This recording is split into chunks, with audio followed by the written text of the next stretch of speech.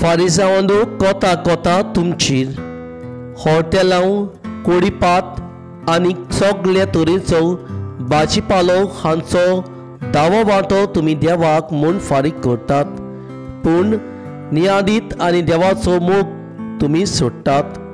हे कायदे की तुमी पाळूंक जाय आसले आनी तेवूय चुकोवचे न्हय आसले।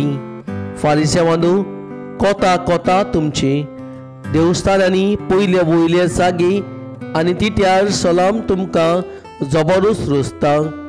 तुमचेर कोता दिश्टी पडनात आनी लोक नकलो जावन तांचेर चलता तसले फोन तुमी धर्मशास्त्रांतले एकल्यान ताका पोरतीपालून म्हणलें, गुरुजी अशें उलोवंक तूं आमकां अपमान करताय।